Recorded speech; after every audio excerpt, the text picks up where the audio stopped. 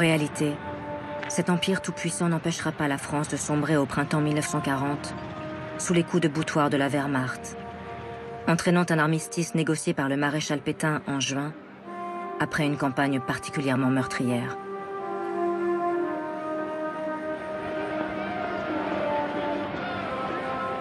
Dans la défaite, la France va progressivement se déchirer entre d'un côté l'État français de Vichy, incarné par le maréchal Pétain, et de l'autre la France libre, inventée par un jeune général, Charles de Gaulle, qui a rejoint Londres en juin 1940. Et c'est l'empire colonial qui va devenir le terrain d'affrontement de la concurrence acharnée que vont se livrer les deux hommes. Une lutte entre deux pouvoirs qui ont chacun besoin de ces territoires d'outre-mer pour renforcer leur légitimité.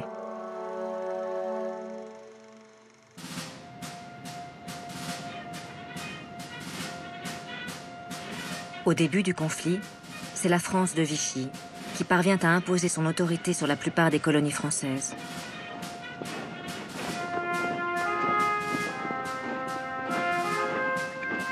Et pour redorer le blason d'un pouvoir français rabougri qui a dû se réfugier derrière la ligne de démarcation, le nouveau gouvernement met en scène l'allégeance des colonies au maréchal Pétain, à qui la foule se doit de prêter serment lors de grandes cérémonies de soumission, d'Alger à Casablanca et de Tunis à Tananarive. Toute l'Afrique du Nord, Madagascar et l'Indochine vont ainsi se ranger derrière l'État français de Vichy et sa révolution nationale.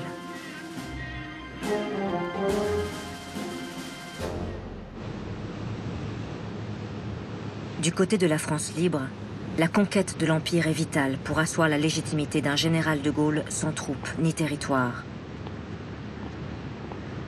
Pensant pouvoir s'installer en Afrique occidentale française, dès l'automne 1940, de Gaulle embarque sur des navires de guerre britanniques et tente d'imposer son leadership sur Dakar, au Sénégal.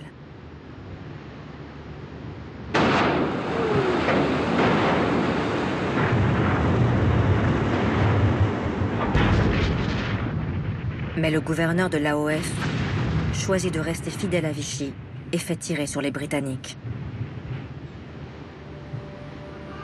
La flotte doit faire demi-tour.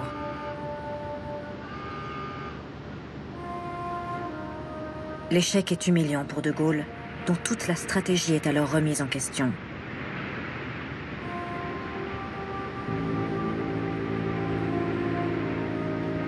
Mais le général va être sauvé par un homme, Félix Éboué, un Guyanais qui a fait toute sa carrière dans la coloniale et qui est alors gouverneur du Tchad, un des États de l'Afrique équatoriale française.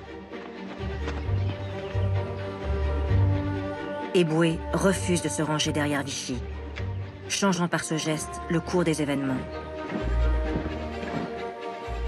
L'Afrique équatoriale française devient la planche de salut de la France libre.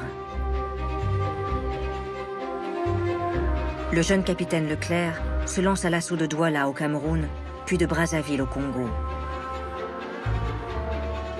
Une audace qui paye et qui permet de faire basculer une grande partie de l'AEF, offrant au général de Gaulle en décembre 1940 avec Brazzaville une première capitale provisoire pour poursuivre le combat contre l'Allemagne et contre la France de Vichy.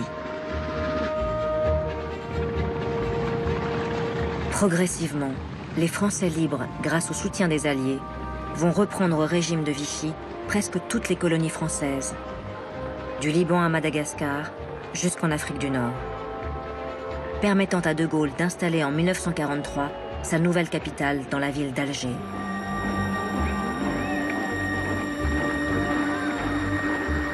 L'Empire français vient d'apporter au général la puissance territoriale et militaire dont il avait besoin pour s'imposer auprès des Britanniques et des Américains.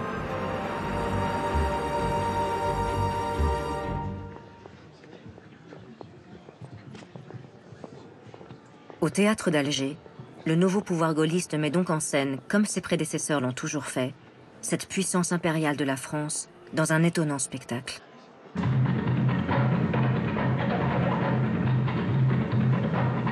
Une glorification de cette grande France et de sa diversité, des îles Pacifiques aux Antilles, en passant par l'Indochine et l'Afrique noire.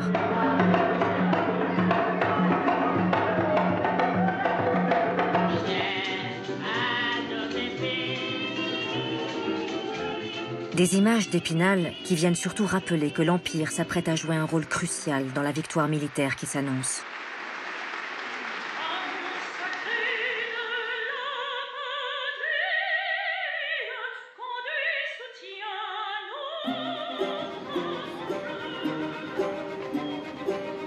Ce sont les troupes coloniales qui constitueront l'essentiel des troupes françaises combattantes lors de la libération de la France, des plages de Corse en 1943 à celles de Provence en 1944.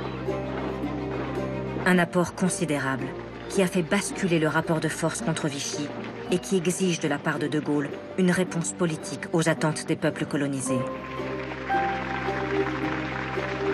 Alors, en 1944, lors d'une conférence à Brazzaville au Congo, préparée par Félix Éboué, le futur chef du gouvernement s'engage sur l'amélioration des conditions de vie dans les colonies. Interdiction définitive de tout travail forcé. Abrogation partout du statut de l'indigénat.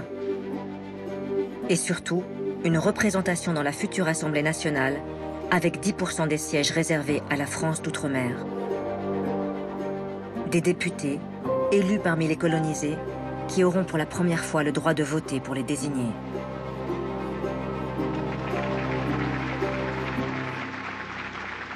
Ces annonces représentent une rupture dans la politique coloniale française.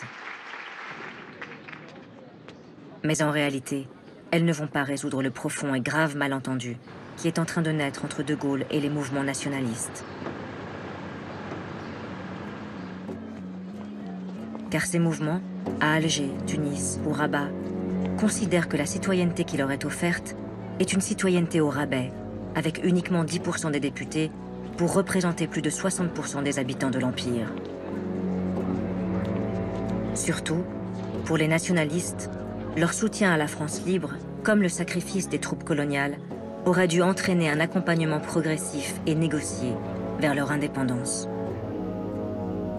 Une conviction incarnée en Algérie par Ferhat Abbas, l'ancien défenseur de l'assimilation à la France, qui bascule du côté des indépendantistes et qui aura cette phrase devenue symbolique de sa prise de conscience. Que m'importe finalement qu'on mette de l'électricité dans ma maison, si ma maison n'est pas à moi.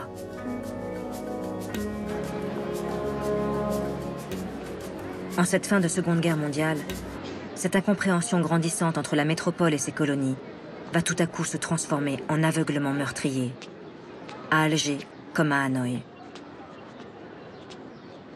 Le destin de l'Empire français est en train de basculer.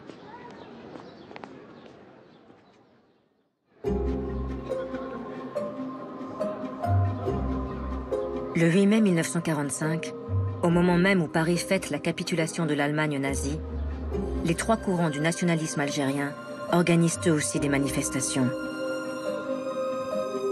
Partout en Algérie, la foule réclame l'indépendance du pays. Et d'abord, le retour de celui qui incarne ce combat, Messali Hadj, que les autorités françaises viennent subitement d'exiler à Brazzaville, au Congo. Des manifestations qui dégénèrent, notamment dans le Constantinois, à Sétif et à Guelma, où plusieurs manifestants sont tués. En quelques jours, plus d'une centaine de colons européens sont massacrés dans leurs fermes. Sur ces images, tournées par l'armée française, on voit les opérations de représailles décidées par le gouvernement pour mater ce qu'ils considèrent comme une insurrection. En quelques semaines, plusieurs villages sont incendiés par les soldats et au moins 10 000 Algériens sont exécutés, plongeant le pays dans la terreur et dans une colère sourde.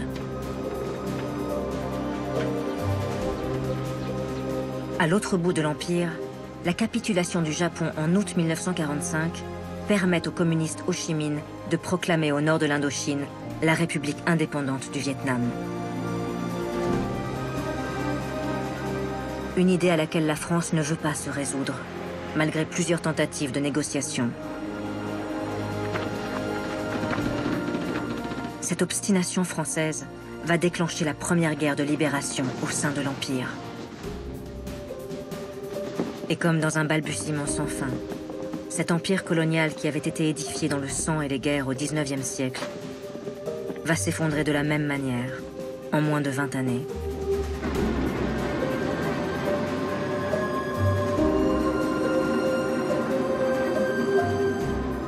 La France n'aura jamais voulu prendre la mesure des évolutions du monde, défendant jusqu'au bout son ambition coloniale qui se voulait civilisatrice.